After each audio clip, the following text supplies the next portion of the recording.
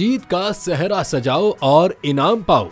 Saudi अरब का कौमी team के लिए बड़ा ऐलान। पाकिस्तान में सऊदी अरब के सफीर नवाफ बिन सईद अहमद अल मालकी ने ICC T20 वर्ल्ड कप 2024 के आगाज पर अपने वीडियो पैगाम में पाकिस्तान क्रिकेट टीम के लिए नेक ख्वाहिशात का इजहार करते हुए कहा कि T20 वर्ल्ड कप जीतने की सूरत में पाकिस्तान क्रिकेट टीम को आइंदा साल हज पर शाही मेहमान बनाएंगे। उन्होंने कहा कि अगर Pakistan cricket team T20 world cup 2024 जीत गई तो सऊदी अरब हज 2025 में उनकी मेजबानी करेगा।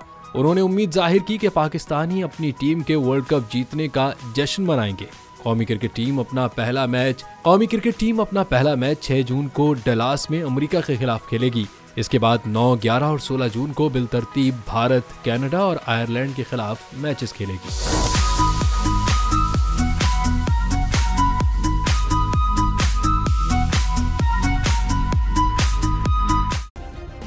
सब्सक्राइब करें और बेल दबाएं ताकि कोई खबर रह न जाए।